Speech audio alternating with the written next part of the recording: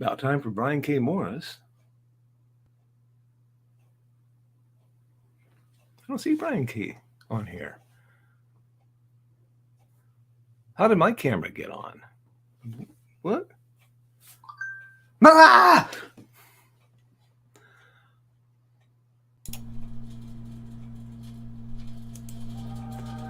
Welcome to Nevermind the Furthermore.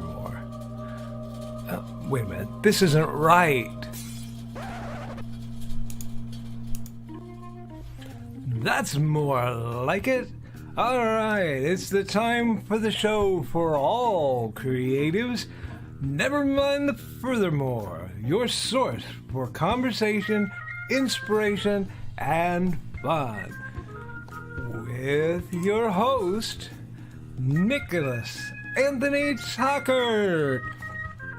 He's an artist, he's a writer, he's a game designer, and he's also the Amenity Man, master of marketing, as well as an expert in the historical art of fighting with swords and axes without too many injuries. And who knows, you might even have a guest or two show up. Just one thing to be sure of. Please don't call him cryptid. Or so he says.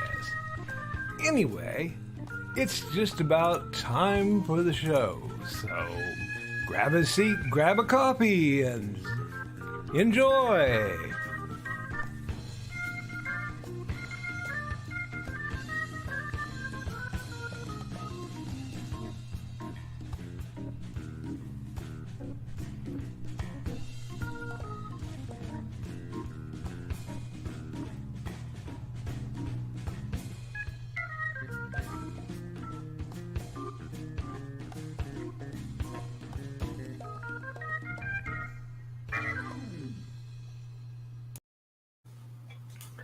And we'd like to welcome our special host.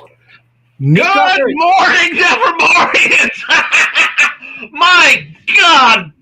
Okay, Carl, that was I had no clue he was doing that. That was beautiful. Gloriously, bravo. And I was even sober. It doesn't sound like it, but I was even sober when I recorded. No, I can tell you were sober. You stutter more when you're sober than when you're a little better lubricated. Well, folks, yes, I am been entrusted with a temporary borrowing of supposedly the head seat. Well, we all know Uncle Carl is the man with the power to get us through this lovely Monday and hump day before Brian comes back on for a very special Nevermind the Furthermore. After which, yours truly will be moving this to my channel. Yes. The Nicholas Tockert on YouTube. Very easy to find. The other thing is I have, thanks to our amazing friend Joe Bachman, gotten the sponsorship so I can afford to broadcast to Facebook, where I will be putting it right back on the Rising Tide Broadcast Network. Because, folks, I'm not the kind of guy to forget where I come from. You know what I mean? So we have an amazing chat. You guys have been just hopping and popping from, looks like we started 8 in the morning. That's nice. That's solid. Yeah. And we're just going at it. Joe, there's no bad. Always make the Star Wars reference. Hold on. Here, let me get my chair a little higher. I still don't have the high ground. Yes, folks, I'm so short that I have the low ground. Yeah, there we go. Now, see, I got the high ground. It can't be any worse than that story. You need me to disappear and that is it. You can hang out, Carl. We've been, this is a lot like Brian left on a trip, told us there's pizza in the fridge. Yeah. Watch what you want on TV, but don't buy any pay-per-view. And that's how we're doing it today, folks. We don't need to keep too serious. This is not a serious show. It's a serious time. So let's be the levity that we need. And you're right, Nick, because before we both hosted and done types of these, and this is the first time really I feel like we've really broken into the house because we got his studio. I know. I mean, I pirated it a couple times, which is totally in my nature. And speaking of pirating, if you're around Benton County Public Library or Fowler, Indiana, wow, it is tomorrow. Wow. I will be doing a small pirate program for the kids at 2:00. We're going to talk about how pirates, why they wore eye patches, things like that. And I totally don't have to do the homework for that after the show because, everything came in not chunky sized. But, we're going to make it work. I've never pulled the show out of my derriere yet. Cool. That sounds good. Sorry, just dodging lightning bolts. But yeah, so if you're there, come on by, and we can hop back in the chats, because all I'm going to talk about, if you guys don't give me something, is I want to know your accountability, what you're doing, what you're creating, and what's keeping you afloat these days. Yeah, since I can't do YouTube on my tablet, I booted up my computer before starting the day job so I could jump on. That makes sense, Cindy, and you're one of my favorite people on earth. Cindy Kep actually appeared on Friday's Historical Fencing Guild live stream, where she brought a tactical problem for her book. Basically, a walled city is being overrun, but she needed reasons for a certain set of things to happen. And unlike most authors these days, she's like, we better have a reason other than Deus Ex Machina to explain. We had about a 2-hour show talking about how, with a bunch of basically deranged Home Alone fans defending a walled city. You guys should check that out. Great fun, and it really makes me want to do strategy gaming some more. Cool. But yeah. Hi, Donna. And then Donna thought that everybody had left by then because they were here so early. That's Carl from the past speaking to Carl now. I love it when you do that time travel thing. Ooh, weird, huh? we lament the tech support black hole. It's funny with Joe Bachman, who that used to be his gig. Mm-hmm. Yeah, I did that for several years too. Oh, hey, Michaela. Oh, hi, Michaela. And Josie. Oh, and Jody McPhee. How's that game coming? Everyone's saying hi. Yeah, we love these greetings. Dude. Here's Nikki. Oh God, we could have, but I think what Carl pulled out was amazing. So that was phenomenal. I just had to play with the Fez. Oh, of course. Yeah.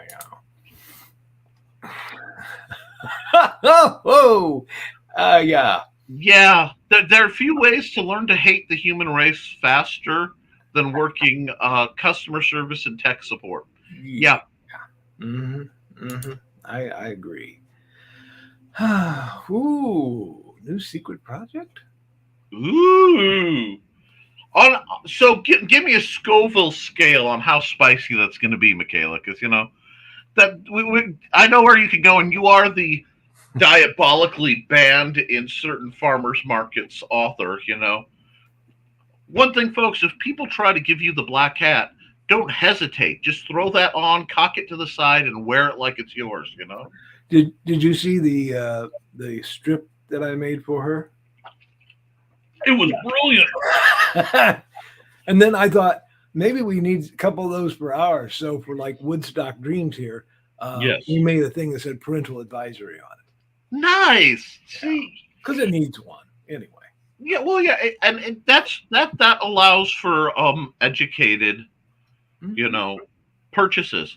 Oh yeah, you don't want just anybody buying it and then going, "Here, kids, have this," and then going, "What? I thought it was a historical thing." No. Yeah, good. Well, I mean, it'd probably be spicier if it was a historical thing about Woodstock, but it was not. But yeah, we need to know more, Michaela. We need to know more. It's not secret if you're kind of telling us about it. Ooh, that's true. I should let Nick read these because he's good. Oh no, we're fine. I like the conversation because I spent so much time talking to the stream. Having somebody here is delightful. Oh, cool. Okay. Whatever works for you, Carl. I want you to have fun in this. Okay. I'm going to be talking by myself, running all this, so this is just nice. This is this is the bunny hill of streaming. I've got the amazing Karl Witsman who can do just about anything with just about any streaming service. And the comments come up, I get to chat, get to cause trouble. And are you causing trouble, folks? I'm looking at you, because if you're not changing your environment, you're agreeing with it. Think about it. Yeah. Did you say Bunny Hill or Benny Hill? Given my speech impediment, probably both, because at any given point, I'm blonde in one. I'm blonde in one eye. I'm blind in the other, and I'm deaf. And I have learned Spanish, and I've learned a little bit of German. Wonderful. And one of the things I learned is "Ich bin sorda," which is I am deaf. Okay, there we go. And I can say that in 3 languages now. I'll speak to someone in whatever language, and they'll answer me back, and I say, "Yeah, I'm deaf." I can say I'm deaf in 3 languages. Well, that's about all you need to say. Yeah, I went totally deaf in one ear for a time. Mm-hmm. I started to go in the other, and it turned out to be an internal thing. They got mostly fixed. Mm. But I was learning ASL out of sudden necessity, mm-hmm. and then I developed nerve problems in my hands. Yeah. Mm-hmm. Finger signing, and my letters are weak. So I'm the only person, because I would get the tremors going from overdoing it. So I literally stutter in ASL. Oh, I shouldn't laugh. Please. Look, I was face for radio on purpose. I understand my situations tend towards the remarkably absurd, and I figure, whatever you want to say about a higher power or statistics, the universe conspired to nerf me in a lot of weird ways because it's scared. It is scared of what I would do if I weren't gimpy. Okay. Oh wow, I'm chatting too much. I see. I don't know. No, that's okay. We don't have as many chatters today for some reason. So it's a Monday, and with the flux, people need to wake up yet. Come on, people, have some coffee. Get in there. Because let's see, we have your route to a brighter future. Ooh, adult literacy. Donna volunteered for adult literacy for, I don't know, 20, 25 years, maybe near 30. She was really into helping adults learn to read. That's a wonderful thing to do, though. I mean, that's truly admirable. Hi, Rick Bradley. I just had a nice chat with him on Facebook. I totally spaced what it was about, but we had a nice chat. Yeah, I supported her supporting literacy, and there was a time when she was kind of between jobs and she was busy tutoring, and I was like, hey, don't hurry back to a job, just concentrate on tutoring and doing that kind of stuff. It's important. My wife and I are in a similar situation. Glenn, hello, we love you, Glenn. We're so glad to see you, and dodging the wrath of hashtag Vonda Mithers. If you don't know, you should. Yay! Isn't that an amazing? I can't wait to hear people talk about your opening. I'm eager to see people squee over that, because that was Monty Python grade humor. Oh, well, thank you. Oh, we had a comment dump. Oh my gosh. Okay. Oh yes. Woo. Oh, quite a dump. All right. Hey. Hi, Cameron Christopher Payne. Let's see. Hi, Teresa. Yes, we're just kind of skirting around. We're taking it very loose today, just getting a feel for how we're going to work on all this. And and guys, if you have a comment, if you have questions, you have 2 very diverse people on. Nita! Oh, Nita. I didn't even see Nita, but I'm sure she's here. I didn't see her either, but Glenn saw her.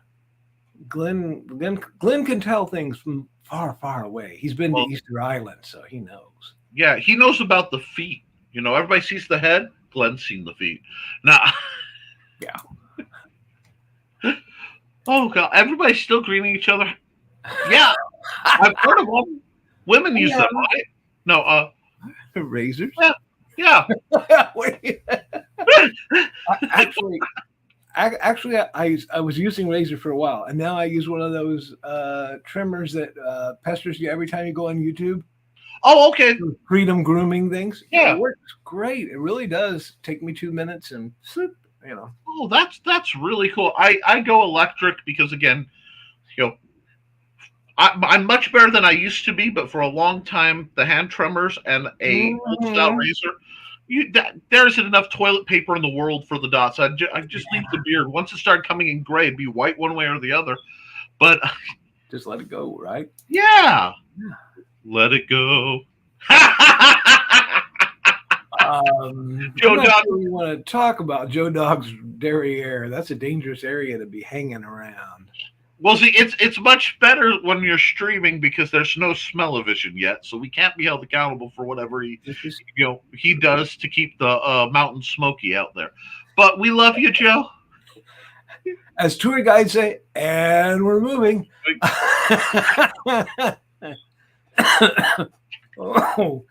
got me going there. Rick Bradley's doing another torturement of his son. Yes, tonight, author Rick Bradley, as he tortures his son Donovan, making him play the original Silent Hill tonight on R&D Gaming, 7 p.m. Central, 8 p.m. Eastern, on the Rad Publishing Channel. Now, see, I've never played that. Silent Hill is very, very spooky. And it's very, very psychologically warped. So it's one of those where you have that layer of the concept's neat because it's a supernatural area that inflicts on you proportionate to what your inner guilt is. Ooh, I don't know if I like that much. No, I certainly don't. Oh, wow. But yeah, I love seeing things like horror movies and horror games because what it takes for the mind to dream some of that up. Mm-hmm. I mean, that's where it starts. Like, you can watch it for the complete immersion, which I love, and then come back and go, wow. Like, wow, though. Yeah, you do that as a writer. You go back and you're thinking, where did that come from in that person's deep psyche? Yeah. And when I did the Mad Gasser cheerleader, as I was writing it, I'm thinking, what the hell are people going to think about me? Holy crap, that's terrible stuff. I didn't even enjoy writing it. So people ask me, which is your favorite book? I'm like, Guide to Muncie. And it's interesting. And, for the authors, do you find subgenres slip into your work? Like, whenever I write something fiction, there's going to be an element of horror of some sort that just seems to snake its way in, whether I'm aiming for it or not. Because I'm very much a pantser. I don't know the story till it comes out of my hands. I'm saying, really? Is that what happens? Yeah. That hits me in dialogue. I have to write. Oh yeah. Because I know what I want to do because I'm writing something that's halfway historical. So some things have to occur in certain order. Right. But when you are faking someone's dialogue from the 70s or from 1939 in the next book, you don't know what's going to come out of their mouth. And sometimes you're like, oh, did I say that? No, my character said that. Yeah. Oh. Check out my author page at http://bit.ly/R. You sink your claws into the Nightmare Collective, eat some apple pie with Marvin's Night Out, bask in the glory of the award-winning Pulp Reality #1, that's on my shelf, and try to hide from the tales of the weird and strange. Ooh. So yeah, check out Rick Bradley's work. I do. The Pulp Reality, I can say, is just an amazing. If you find yourself missing not just the old-time glory that is pulp writing, but that I used to read the cheap novels that, they're barely novels, dime store novels, and they'd always have action, adventure, and it would usually wrap up, there's always to be continued, but you felt like you had a nice meal, I equate a lot of media to food, and that always felt like having a good sub. You know, you feel like you've eaten a full meal, all your parts in one place, no mess, no fuss. Great fun. Great fun. And we need fun. Fun is important. I used to love those old science fiction pulps. Oh, yes. You know, like Amazing or I can't remember the name of the other one. I think it was just called Science Fiction Stories. Right. They were pulpy type stories, but every once in a while somebody put some humor science fiction in there and some dystopian science fiction, and just a little bit of everything. Yeah, you get spicings of genre flavor. Oh yeah. And well, see, I used to be subscribed to Omni. I miss Omni so Omni bad. was a good magazine. Just, you know, and then you get real science with science fiction, and whereas, oh yes, Yeah. and I love all the greetings, Glenn and Joe, and everybody's calling back to us. I'm just putting them up here, and they because these there isn't anything we can really call on other than folks are saying hi to each other. Yeah. Now, see, customer service would be my villain story. I would love to see, and this is the case of it's not my bailiwick, but I know it's some of yours. A modern pulp series, you know, where you have mild-mannered, you know, so-and-so has gone mad as a tech support pulp, you know, person and is slowly building their death ray in the back of Staples. You know, something like that would be just, I love absurdist comedy. The works of the films of Larry Blaymore. I think that's how you say his name. If you haven't watched his stuff, he did something called The Lost Skeleton of Cadavra and the sequel, The Lost Skeleton of Cadavra Returns Again. But an homage to the old 50s era clunkers. And, you know, where you can see monofilament to drag the things around. Oh, it's shot in black and white. Just sharp and witty. And then he did an homage to the Dark House horrors of the older. Usually there was an ape loose in the house and you're trapped somewhere while they're reading a will, that sort of stuff. Yeah. He did one called The Dark and Stormy Night, which is one of my it's in my top 10 movies of all time. It is just hilarious. And I look for movies that I feel either I want something very specific or I feel better at the end of watching. And no matter how bad my day is, if I put that movie on, look for stuff like that. It's very, very, very pulpy. It has Jim Beaver of all people in it. From the guy from Supernatural. Oh, okay. Yeah. I mean, he Larry Blamer. What? The actor? Yeah. Oh, wow. The actor who played Bobby Singer. Oh, wow. Okay. And he just the writing is diabolically wittily clunky, and it's absurd. And I know Carl. If I could get away with it without the copyright strike, I would run that movie just to force people to watch it. You know, it's that good. But yeah. We need fun. Oh, okay, that's good. Speaking of fun, I like absurdist humor in nearly all things, so I'm right there with you, Michaela. Yeah. Oh, simplifying. Okay. Yeah. Okay. So what he says, and I'll read it, and then I'll explain what I can explain without talking too much. Okay. To answer your question, I'm in the process of simplifying the first module. The feedback about to make characters branch is right, and we need to get the game out ASAP. What we built was a game around his wrestling area, focused on basically the wrestling events. You know what I'm saying? Mostly in the ring. A lot of fight mechanics, meant to be a drop and a quick pick up and play game, where hopefully because it's compatible with Luke's hybrids and the system I designed for Luke, it's going to set up to allow for goofy brawl sessions, because we all sit here as comic fans and there's the constant, well, who could beat so and so. And since I'm involved, tangentially with several of these independent comics, the goal is to say, instead of everybody arguing about it, here's their character sheets. It's all balanced as much as one can, and then you can roll it out and you can find out for yourself. It's a great system. It's a neat, lot of neat characters. Joe makes neat characters. His gimmicks, because I grew up watching wrestling when I could. Oh yeah, and it's really one of the last vestiges of modern theater, and people don't even realize it. But it's physical. It's improvisational. They have to write all this stuff out, and they're like, it's scripted. Yes, somebody scripts the kind of conflicts that people talk about 30 years later. Yeah. If it's affecting the populace, as writers, we need to look at it.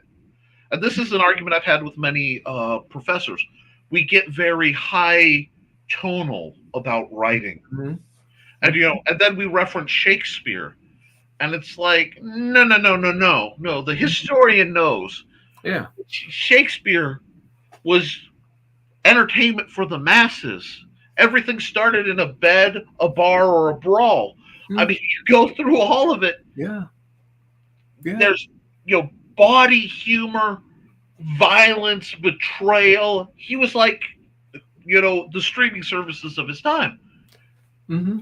And I think the closest we see to that now, more than anything, is actually in the plots of wrestling. It's yeah.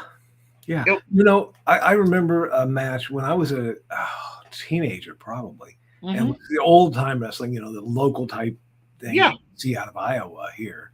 Cool. And there was a guy that came in there, and he has a lawyer, his agent lawyer or whatever, in the corner with his briefcase. Okay, pretty soon the briefcase is open while the ref is, off. And of course, he's got bricks in there.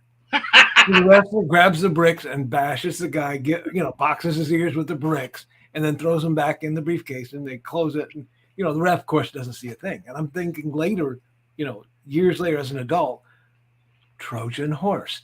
That is the story of the Trojan horse, but told in a very violent. Right. No, and it really is. And I love things like that. There's he passed fairly recently when we talked about it in the last 10 years or so. But there's a wrestler named Eddie Guerrero who was a heel. And like all things, heel in wrestling, if you don't know, is the term for the bad guys. Mm-hmm. You have faces and heels, good guys and bad guys, just to clear that up. And I really wish Skunk were in because he could chat about this. Eddie Guerrero was a diabolical heel. I mean, but one of his favorite things to do was sneak in the ring, hit the ref with the folding chair, throw the folding chair to his opponent, and then stiff like a board fall over so that when the ref spins around, he he would pull this all the time on people and get away with it. And yeah, it's we're like, I loved that. And they'd have these bizarre plots where the Undertaker's rising from the dead again, and his brother's a demon, and it's like, it's just insane. And that's a different kind of theater. You're right about that. Yeah, but it is a theater of the absurd. Oh, cool. For accountability, this is Rick Bradley. For accountability, I'm getting my story. I'm sorry, I'm dyslexic, so once in a while I grab from different layers. I do too, yeah. I'm getting my story planned out for Pulp Reality 4, setting up some painting videos for my crazy huge Warhammer 40K collection, and keeping an ever-growing Word document of future ideas.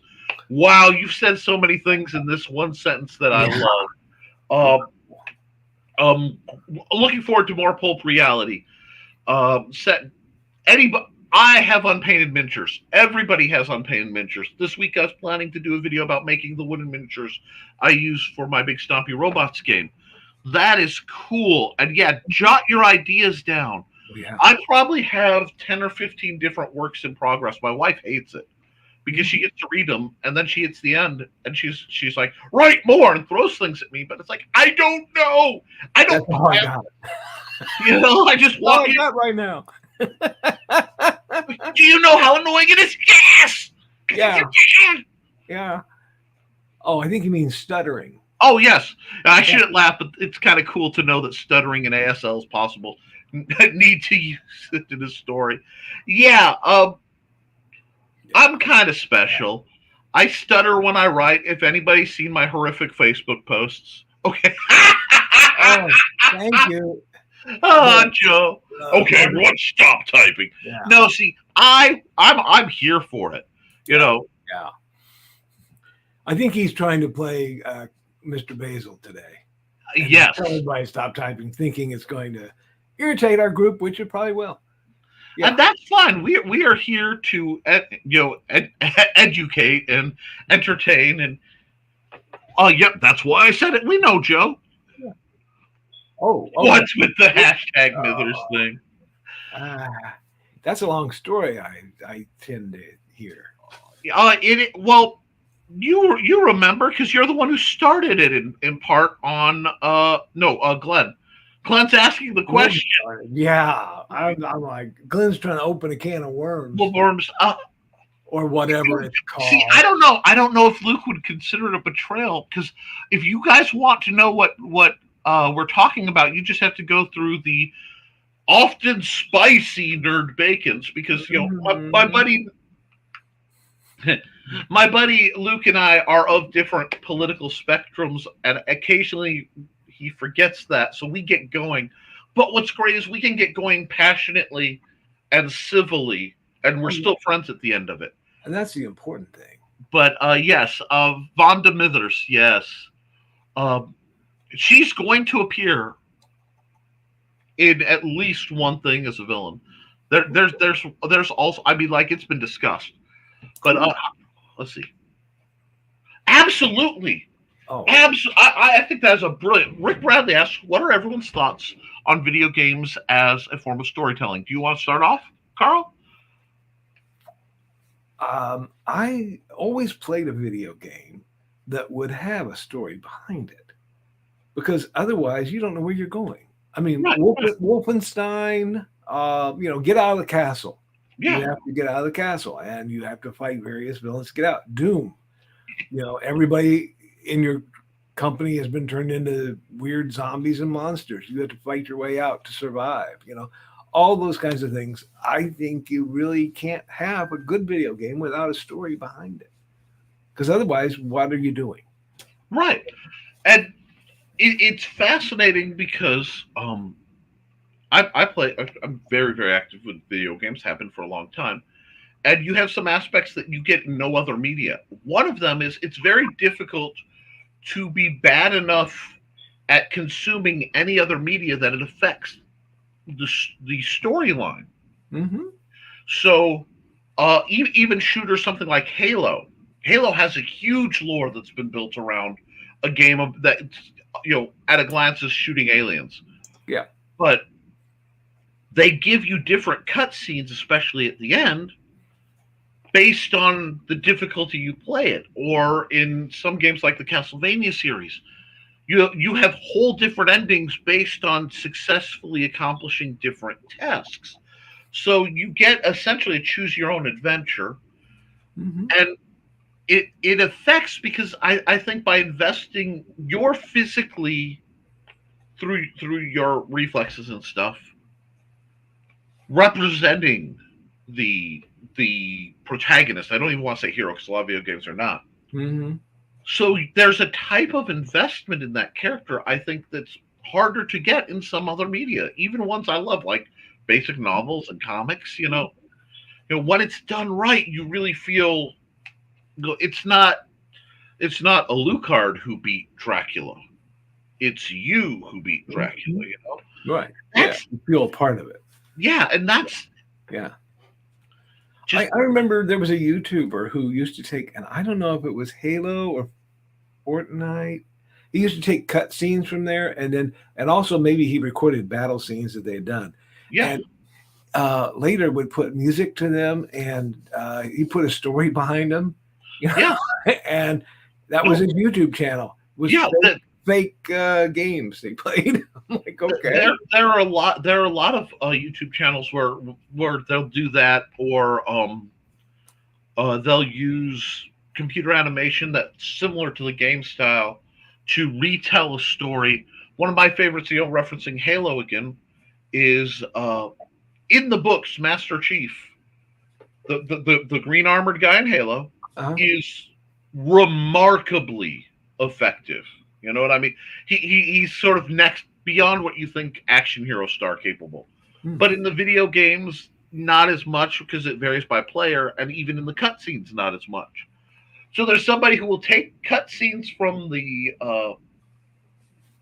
canon video games Mm-hmm. and redo them if Master Chief, you know, so like book canon Master Chief would not put up with this sort of thing. So like they'll do well. Here's an epic fight. It's like we've seen this guy one-handed take out an entire army kind of thing. Why would he put up with this? So you know, Yeah. and that level of interaction is brilliant. Okay, do you remember now, Glenn? I honestly don't know if you're doing a bit or you genuinely forgot. I would take Glenn with a touch of salt here.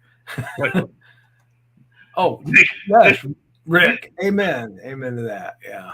Oh yeah. Yay! Uh-huh. Michaela was telling part of her story. Her husband gone, her memories of his death foggy at best. His best friend steps in to become the hero she thought she needed until... Bum, bum, bum! Next book by me, Michaela Jade. Oh, that little bit just set absolute chills up my arms because I like, my paranoia is having a just field day with that concept right there. That's beautiful. Mm-hmm. Oh, and speaking of beautiful. Hi, Keisha. We love you, Keisha A. Cup of Keisha A. Cup Productions. You are one of our favorite people around here, and Brian loves you. Even though he's not here, whatever he's doing, he stopped, looked up at the sky, went like this, love you, Keisha, because I know Brian. He's got that link. It's radar love. And wow. Speaking of cute, but not quite beautiful, it's Ryan Permison. Good morning, Nevermornings. How are you? Follow me on all my podcasts, linktree.ryan, and I quote. Okay, cool. Nita is not on the broadcast. Yes.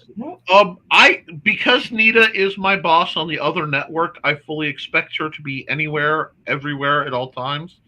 Yeah. She's in Louisiana. There's a reason it was Raging Cajun.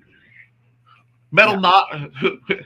Yeah, there's a some sort of scrying going on, perhaps, and she knows when she's been mentioned, and you never know. Gotta be careful. That black hamster of hers whispers sweet nothings into her ear of what we're doing. Yeah. You know what? It's more beautiful now, Keisha. Keisha says, I hope y'all are having a beautiful morning. Yeah. And this is a good morning. I'm having a blast hanging out with Carl. It's the whole, I get to be doing a favor for Brian and really just hanging out with some of my favorite people. Yeah. Life doesn't get much better than this. I know these are scary times, but when you can find a moment, like earlier, last night I was sitting on my front porch. We have no cats, but they're neighbor cats that have us. You know how that is? Yeah. And my allergies hadn't kicked in yet, so I'm still hanging out with them, with my wife. The sun's setting. My son's playing in the back of a pickup truck. I'm thinking, it doesn't get better than this. It really doesn't. Right. You need to slow down and catch those moments. Because years down the line, those, you'll pull them out and you'll realize, wow. Yeah, that's you do later. Quote the talker. Never mind. Hi, Ogre. Ogre's great people. Oh, if you want to be a guest on And I Quote for 2023, we are live Saturdays at 12 p.m. ET, but we need to record. Oh, but if we need to record, we can do that for you. Yeah. We have friendly conversation, promote your projects, and there's the link at calendarly.com/Ryan-and I quote. So if you're not doing anything on a Saturday, that could be a great way to get your book out, get your stuff out. And I'd like to know more about Ryan Permison. Sorry, that was my speech impediment, not me making fun. As a person, because he does a lot of promoting of other people, and those are the people I find interesting, Yeah. At least you didn't call him Mr. Persimmon. All the coffee. And guys, remember, because I medically no longer can have coffee, please have coffee for me. Yeah. Oh, and Ryan has merch, and he has a Redbubble link down there. You guys can buy merch from his store. I love that. Promote, folks. Mm-hmm. That's what we want to see. Is it your Lil Bailey? Okay. Oh, hi, William Bove. I'm doing great. I'm covering for Brian and hanging out with Carl. Carl thought he was just going to sit in the background. I'm like, no. You're far too charismatic for us not to play off each other. Yeah. Oh, and Ryan has a throwback episode there. Did I quote Nick? I don't know. Oh, okay. With he has a throwback episode with Nightmare on Elm Street and Mortal Kombat production designer Mike Strawn. And then he put the link. Please like, share, and subscribe. And absolutely, that sounds great, because the Mortal Kombat, I assume that he did the first film. Really neat visuals, a lot of visuals, and Nightmare on Elm Street is, of course, is the kind of horror. It's from peak slasher era, Freddy Krueger. You got to think about he helped design a horror icon. He was involved in the creation of a horror icon. So getting to talk to somebody with those skills, that's a real opportunity. So yeah, if you guys get a chance, watch that. Boy, Ryan's busy today. Yeah. Lisa Lee. Okay. We talked about everything from breakfast cereal and connections to Walt Disney himself. Lisa Lee. Sorry. I'm not sure who that is. I'm not always appraised on celebrities because I go in such strange circles, but that's cool. And promoter Philip Russert. So basically, Ryan Permission has a bunch of stuff in his backlog. Yeah. And he's trying to get folks on to see it, and that's really cool. Yeah. Going back and check out his back catalog of shows. Here we go. Tech Service Guy making Rick Bradley got in on the Pulp Adventures of Tech Service Guy. Yes. So somebody who's taking notes, take notes, folks. This is good stuff. Tech Service Guy making a death ray in the back of Staples, and his supervisor finds it, so he is to kill him. Then his work crush finds it, and he's scared he will have to end her until she excitedly says that she's also working on a death ray in a different part of the store. True love. And folks, love conquers all in the ongoing misadventures of Pulp Service Guy by Rick Bradley. Run with it. I want to see it.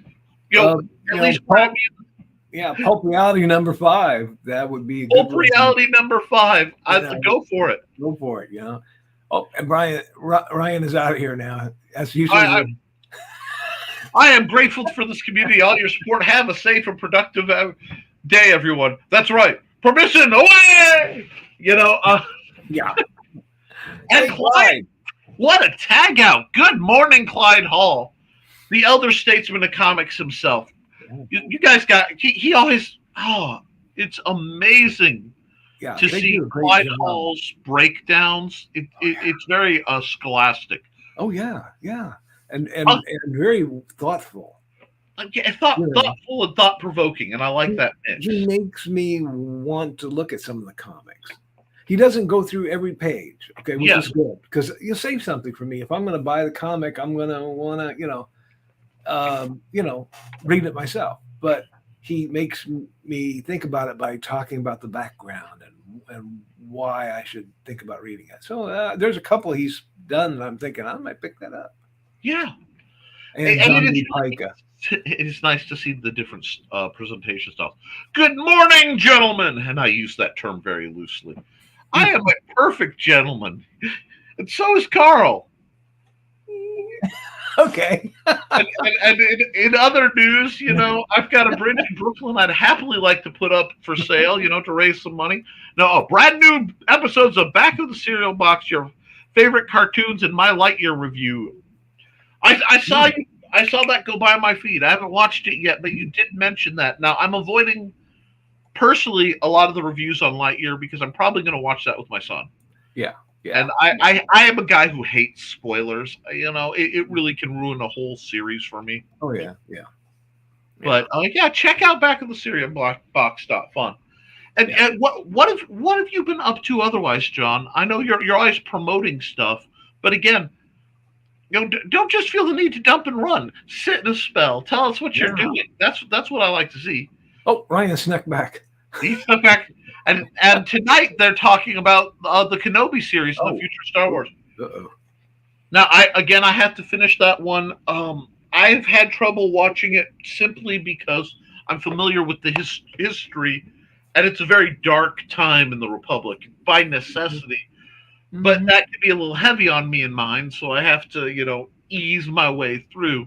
Yeah. But the future of Star Wars is an interesting thing because it seems like, it seems like it's diverted into two branches, and you have the Kathleen Kennedy style that is taking the movies mostly, and then you have the Dave Filoni style, which is taking most of the series. And I think you can see which one is more popular and perhaps fun. Mm-hmm. But you know that there's lots of room to discuss, and I hope you have a good discussion on that. I don't know if you saw. I think Brian Rodman first posted a meme about two women fighting. One says she's a Star Wars fan. Another is a Star Wars fan. And then the third one, sitting there eating popcorn in her lawn chair, was also a Star Wars fan. Yeah, that's how I feel sometimes with various factions. Well, I think that's become the problem with fandom as a concept. And as creators and fans, we need to talk about it because it seems like excessive polarization is going on. Oh, yeah. And it doesn't need to be. Just discuss it rationally, folks. There's no need to be in a fight about it. I've had people get in yelling debates literally over whether pizza belongs on pineapple belongs on pizza. Oh, yeah. Passionate, screaming debates whether pineapple should be. How much of our world is messed up because people are trying to force other people to like stuff when it doesn't hurt me a lick if you eat with or without pineapple. You know exactly. Yeah, I'm a no pineapple guy. Okay, but I married a pineapple girl, so right, and we get along. You know, we just don't eat the same pizza. Oh no, get two pizzas. You know, hey, it solves a problem. You know. Yes. Yeah. Rick Bradley, Eddie was one of the best heels for sure. You could tell he loved what he did. And I'm friends with a fellow by the name of Jeremy, and he his last name fell off, but he did professional wrestling for a while till he caught a literal kitchen sink that chipped a chunk out of his skull, and he couldn't wrestle anymore. But yeah, I got to hear some really great stories because he was one of those guys who was building up, and Jeremy Bailey, and then he didn't make it, you know, because of the injury, which is tragic. But you hear about the silly things that go on. Yeah, the feud between him and the Big Show was. I love stuff like that. That goes all the way back to like Rey Mysterio and I'm trying to remember. I don't think he wrestled Andre the Giant. I think Andre was out. But you know. I love when you see a little sneaky guy fighting a big guy, the David and Goliath, and they switch who's the heel and not. It's primal. The stories are always the same. There are only so many true stories, I think, that are out there. We all tell them differently. Yeah. But that's what makes it great. Am I going too fast on these comments? Oh, no, you're fine. You're fine. Yeah. Video games is nothing more than short subject films and or movie, but it has one advantage, the interaction with the player. Yeah. Jody comes up with these. I think it's more than that because you also have the immersion of the environment, because with a lot of video games, especially the video games play much more like Dungeons and Dragons or an RPG, where at least in the modern ones, most of the time, you have a chance to really kind of have a sense of exploration.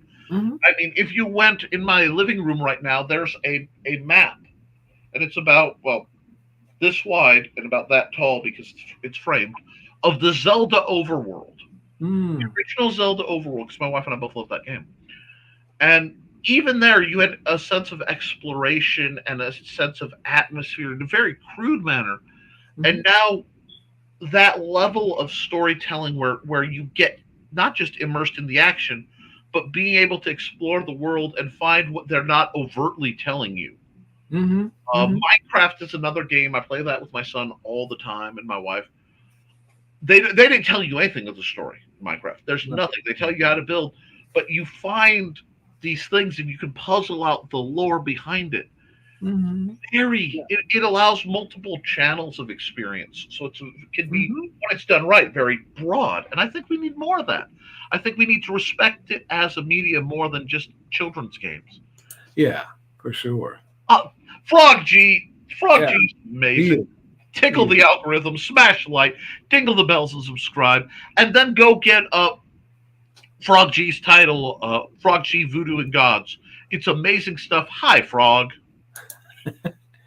Everybody's saying hi to Frog. Well, everybody, yeah, you can just scroll through those because everybody's going to say hi to Frog. Yeah. And yeah, we love Frog. Frog's an amazing person. Had an incredible singing voice. You would have never guessed. You sing "Hello, My Baby."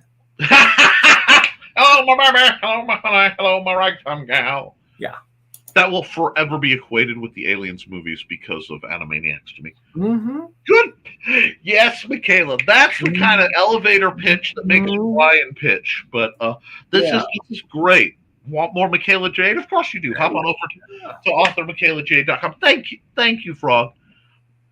Want more Michaela Jade? No, I better not go down. If you want more Michaela Jade, I'm not going to say go to the Uncle Carl's green room, where if you are mature, don't I can say nothing about that. And Frog's mentioning Rage and 2 Broadcast Network on YouTube. That's one of my other homes at youtube.com/c/Rage and AVC. Yeah. They're going to be on in 9 minutes, I think, maybe. Is today one of those days? I can't remember. Yeah, they are theoretically going to be on in 9 minutes, and everyone is, of course, welcome to abandon us and go. We'll keep chatting, I think, until people are done here. Yeah. But yeah. Who wants the exclusive when I launch my second Hatch book? Hit me up. I know who wants it. I know Brian K. Morris wants that. He does too. Oh, so Joe D does that. Yeah. Okay. And William Bowe. And yeah. Cool. So Froggy. Yeah. It looks like Jody has got the exclusive. See, Brian, you take a day off, and that's what happened. Yeah. Okay. Good. Okay. I probably heard her in character somewhere. And unfortunately, that's another thing. Voiceover artists do not get the credit they deserve at all. And I hate, because I went to say it and this name fell off. The definition of Obi-Wan for a lot of modern Star Wars fans are from the Clone Wars, and the fact that I can't pull his name up just drives me nuts because he's an incredible voice actor. Yeah.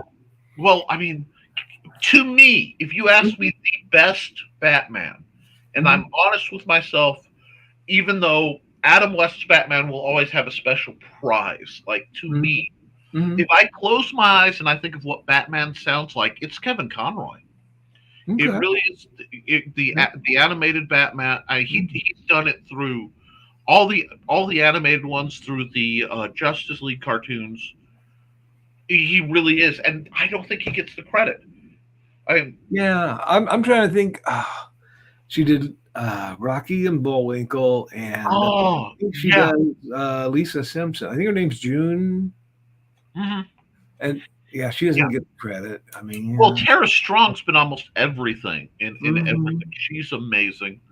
Well, Rick, that sounds like a true romance comic from the 60s. Hey. I got no problem with it. You can blend. I mean, if you pick up either of my Big Stumpy Robots novellas, Eyes to the Sky or Small Arms, they are not just strict sci-fi. There's Right.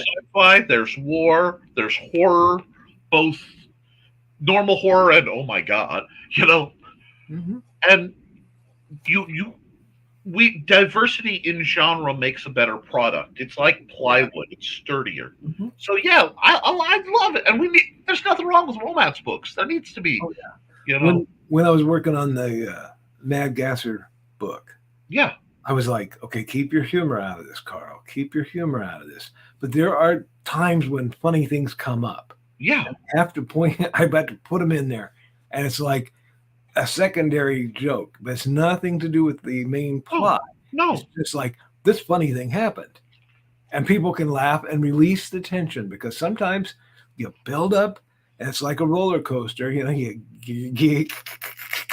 zoom, and people scream, and then whew, at the end, and that's what makes it sustainable.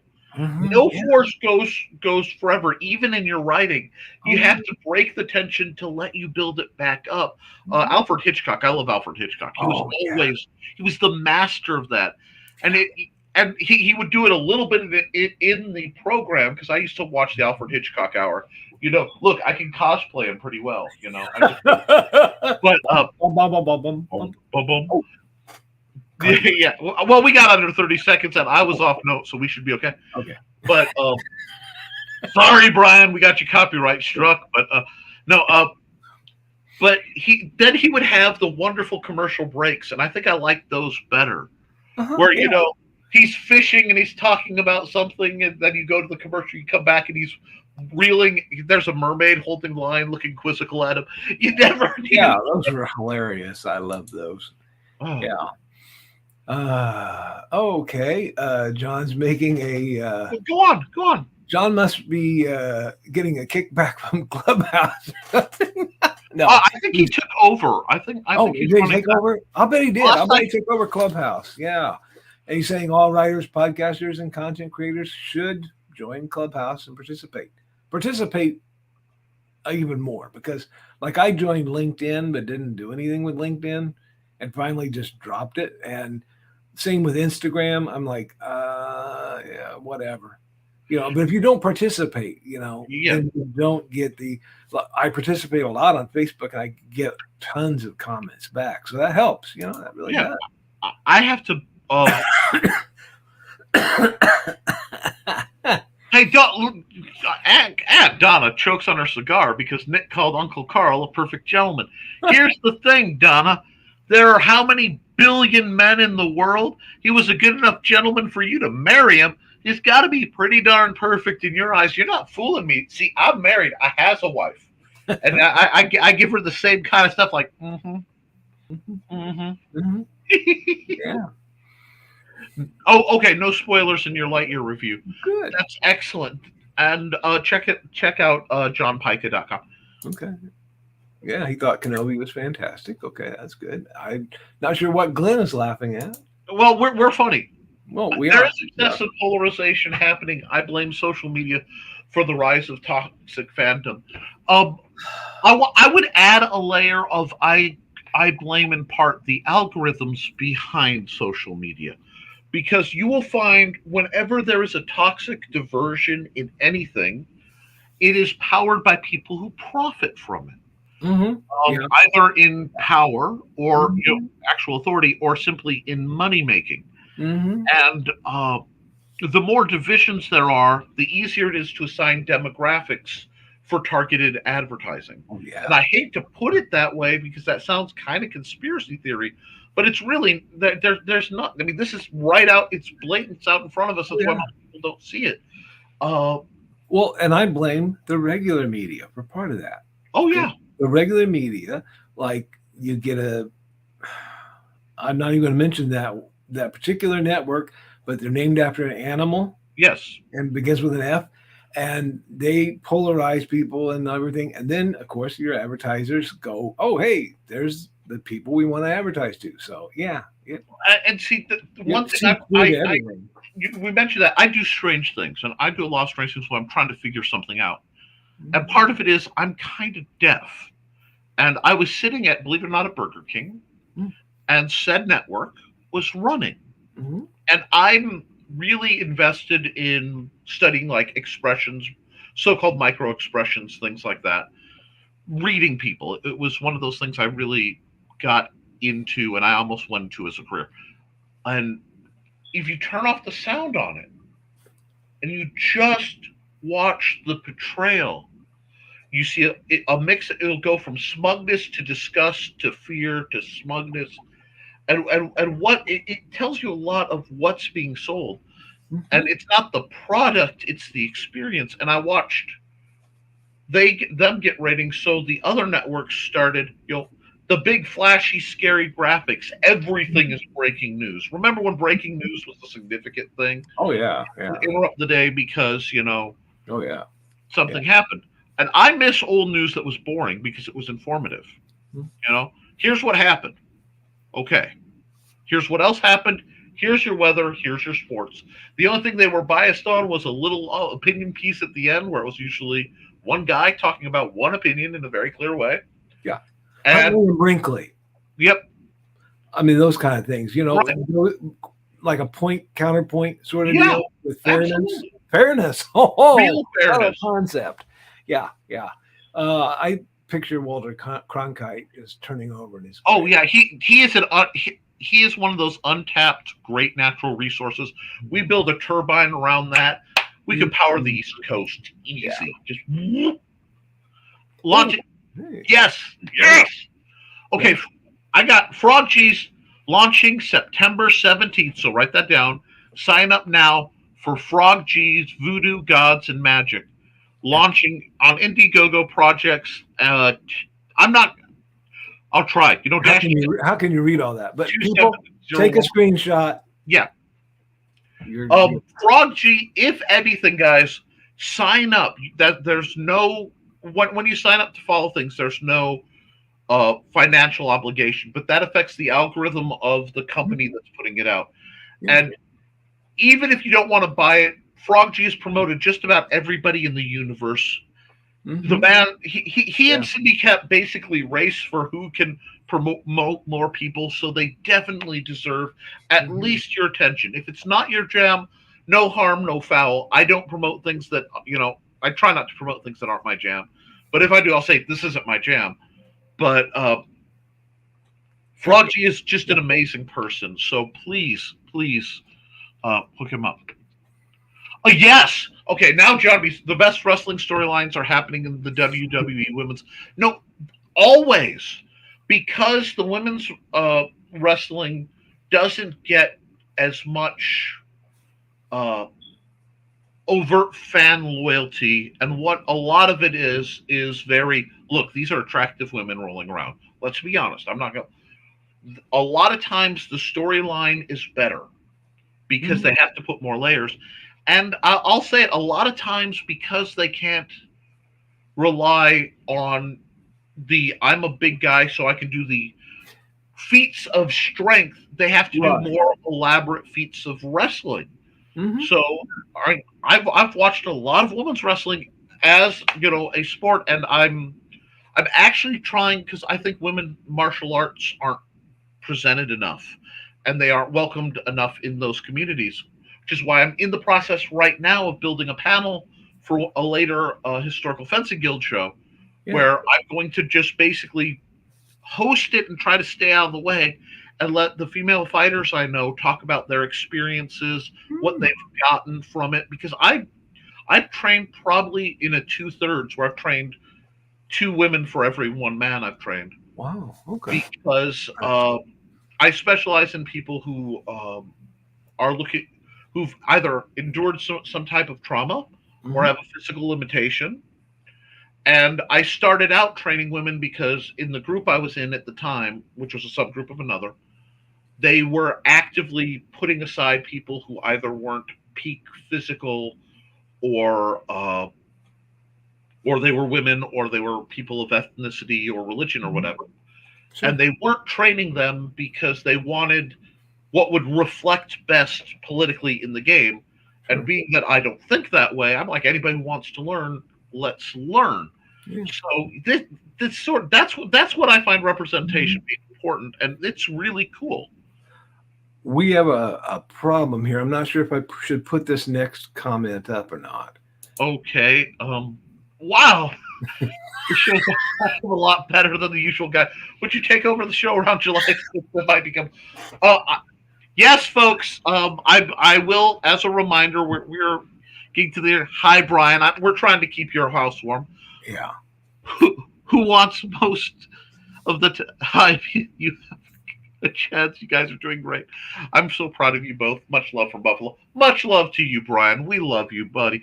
And support risingtide.com and like and subscribe to this.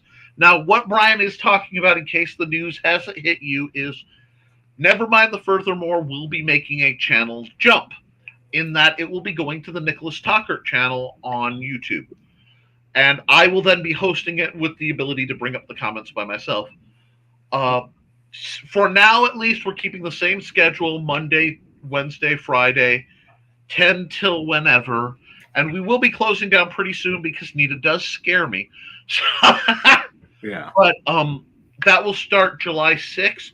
Brian will be back Friday because he's trying, guys. I'm going to call you out. And Brian, you may or may not be listening. I don't really care. Brian desperately wants to slip out the door quietly, folks. He wanted to make this transition and just kind of pull a Dr. I Hate Goodbyes and whoosh out. And the problem is, our dear friend Brian, champion of On the Fight Against Imposter Syndrome, lives in imposter syndrome. Mm-hmm. So what we need to do is make sure. That's why I give her dictating during a mall visit. Ignore the typos. Brian, I'm a living typo. You're fine. Yeah. Typo negative. Anyway, sorry, obscure band reference. But that's my cousin Michael J. Frog. Now we know where we are. But guys, I will be taking over, but it will be broadcast for the Facebook people through the Rising Tide Broadcast Network, because I'm not one to take and run. And follow us. You guys know what to expect from me. I'm going to try to make the show about you guys as much as humanly possible. And I'll have guests on, because it'll be fun for Karl to be able to come on and not have to do, the background work. And I want to cross the nerd bacon crowd more with the Nevermind the Furthermore, because you guys both need to see each other's work. Yeah. So, yeah. Oh, Clyde Hall. No comments. I am working this morning on the latest B-Man adventure for Pulp Reality 4.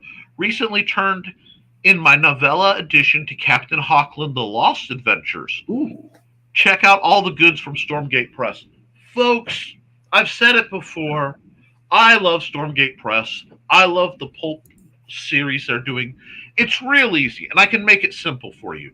If you watch the 1999 The Mummy, Brendan Fraser, Rachel Weisz, this wonderful film, and you enjoyed that.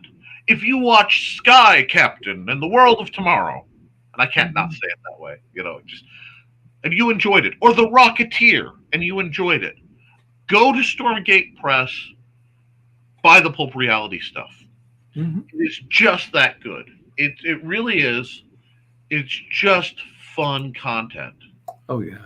Yes, they will be on 8 minutes. Oh, now, 8 minutes ago now. I know, but I also know how many we have about till 12 after in ads. Well, I figured in about 2 minutes we'd say our goodbyes and then cut it. But that's a good idea, I think. Yeah. So sorry, folks, if we don't get to all your comments. But yeah. Oh.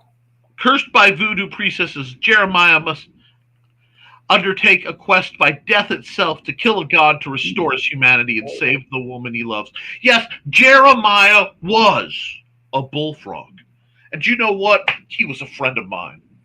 But yes, folks, that is I've seen it. It's a great story.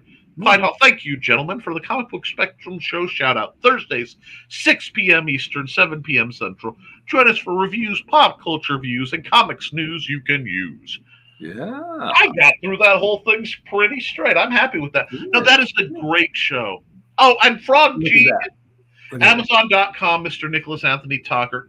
That's the link for almost all my published works. So thank you so much, Frog. You guys are here. Oh, thank you. It wasn't June, it was Joan. Very Natasha Fatal, Rocket J Squirrel, Neil from Dudley Do Right. Do I need to continue? No, but you could. Oh my gosh. Yeah. Oh. Well, folks, on this last comment, because I don't think I can find. I married. Donna said she married Carl because he wasn't a gentleman. Remember, I met him because he was hitting on my best friend in a bar. Mm-hmm. Isn't it funny when you throw a dart at the wall and miss and end up somewhere better? Folks, it has been an amazing show. We've had a wonderful little chat here. Mildly chaotic, but we have been delightfully derailed. Thank you, Carl. Yeah. And I want to thank you. Please like, share, and subscribe to this. I will be putting up my link next time in the chat because you'll be seeing Carl and I one more time for some Hump Day mayhem. Mm-hmm. And yeah, from there, I hope you guys have everything and you're doing well. You know, other than that, guys, just go out there and I'm gonna borrow. You know what? I'm gonna borrow Luke's sign off for a change because I always use my own. I'm gonna say when you go out there, try to leave the wood pile a little bit higher than you found it. Thank you, Nick. Thank you. You've been watching Nevermind the Furthermore with your host, Nick Tockert. It's over now. Go home.